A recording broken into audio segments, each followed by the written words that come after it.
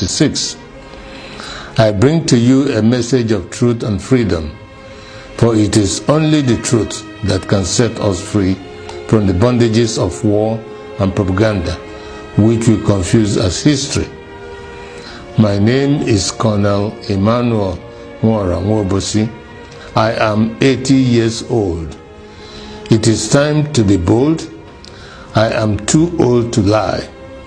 I am not afraid to die. It is time to tell you why we had to try. I am the last of the original coup plotters of January 15, 1966, with Major Chukwuma Kaduna Nzogu. I knew Nzogu well. We went to school together. We trained together. We trained at Sandhurst Military Academy, UK. We lived together.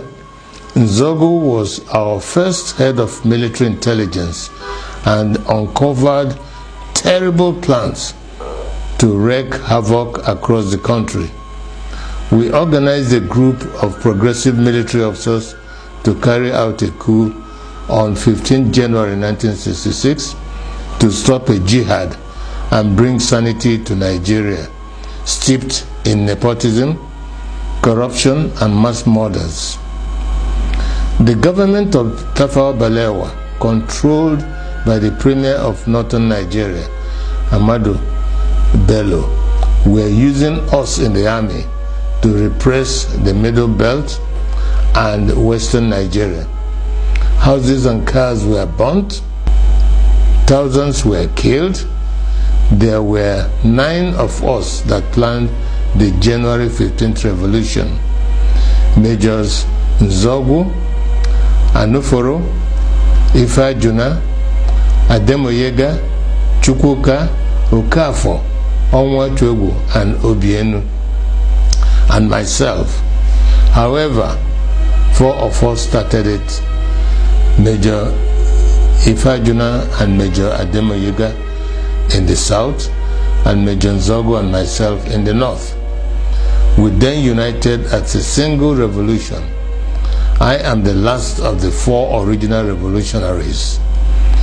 None published the complete truth. Only me, Colonel Emmanuel Nwobosi, is alive today to tell the final truth, so that the lies will not triumph forever. They used us to repress the Middle Belt and the Yorubas. When we saw genocide, we began to disobey orders and swore to stop them. For instance, Major Chris Anoforo refused to release mass murderers caught with weapons and was court-martialed. He was replaced by Major Hassan Katsina, a northern Muslim willing to act. I was in Abeokuta, but refused to repress Yorubas. Instead, I opened our barracks as a safe place for them to run to. They told many lies about the January 15 boys to justify their genocide. But it is those of us that planned the revolution that they should have killed, not the 3 million innocent Biafrans that knew nothing. For years, I kept quiet, blaming myself and wondering whether at 27 I was too radical, that my actions led to the death of millions. Today, the same evil in 1966 is being unleashed. As I watch, my sense of guilt has vanished, because we were not the evil. We were trying to stop the evil. That evil is radical Islamism. I have decided to speak out and warn the world of the impending disaster if we do not stop it. Each time radical Muslims plan a jihad in their religious mission to conquer the world, they will fail. But in the attempt, thousands and even millions will die. That happened to us in Biafra. At this point, let me differentiate between peaceful, law-abiding Muslims and radical Muslims who want to kill others, to force their religion on them. The problem is that wherever peaceful Muslims are, there are some radical Muslims amongst them. That is why they began a jihad in 1966. That is why we had to stop it. That is why they killed millions of our people. That is why we declared Biafra. Because we are a peaceful people, and oil and water can never mix. My story is a warning to Nigerians. For years, I was prevented from speaking the truth by exile, prison, harassment, poverty, surveillance, and death threats held over many of the actors like Ojukwu, Zik, Awolowo, Ibiam, and the January 15 boys that survived. But as I watch today, many of the events that led to the revolution are happening again, like Boko Haram, Fulani militia, Niger Delta militants, Shiites, IPOB, and mass murders. Some people think we acted wrongly in carrying out the January 15th revolution, but they may not be fully aware of the realities then.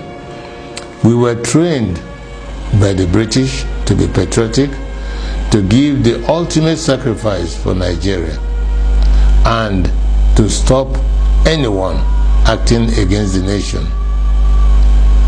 Instead of our leaders using us to defend Nigeria, they were using us to suppress the citizens. We decided to arrest them for their atrocities because no one was willing to act. Not Zik, the president, who was powerless, not Irunsi, the head of state of the army, who was a conservative. There were many reasons why we had to act. 1, to stop the killings in Yoruba land and the Middle Belt by NPC, the ruling party. 2, to stop the invasion of Yoruba land on 17 January 1966.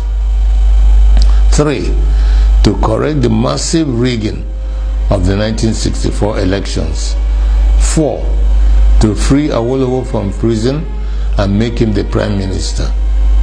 5, to stop the terrible corruption, nepotism, and regionalism of the NPC, the ruling party. 5, to stop Ahmadu Bello's planned jihad. It was good that we acted to save the Yoruba and the Middle Belt people, and we thought that was enough to stop the jihad. We could not foresee that they will massively attack innocent Igbos. Blame those who decided to massacre our people for their evil. Today, we are fighting Buhari. He is killing Shiite Muslims and IPOB members. With the benefit of hindsight, we can see other ways of dealing with such evil. But for us in 1966, we just wanted to save the people from massacre. I wish to congratulate Nnamdi Kanu and IPOB for the good work they are doing to free our people from Nigeria and radical Islamism. Many of our people do not understand how vast IPOB is as an organization and the quality of the people that run it. On arrival in Israel, I started meeting high-quality professionals, and I was amazed. I don't know how IPOB united power professionals abroad, power traders at home, and ordinary people from market women to even riff-raff, all under one IPOB family with worldwide radio and television. Every Igbo and Biafran should be proud of them. They are the strongest force we have today to achieve freedom for all Nigerians. No wonder they can take on the Nigerian government and win. However, it is money that makes things work.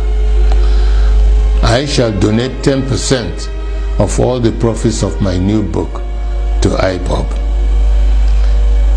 It is my tithe to freedom.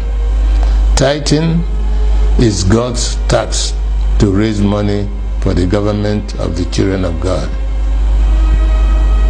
I urge you all to regularly do the same so we can have the resources to achieve our objectives. On this day of 15th January 2019, the anniversary of our revolution, I want to hand over to Nnamdi Kanu and IPOB the baton of the January 15 boys. To you, to complete the revolution we started. I am Ogene Obosi, a chief and elder of the Obosi people. I bring to you the blessings of the ancients. I fought for Biafra. I was wounded for Biafra. I shall die for Biafra. He said,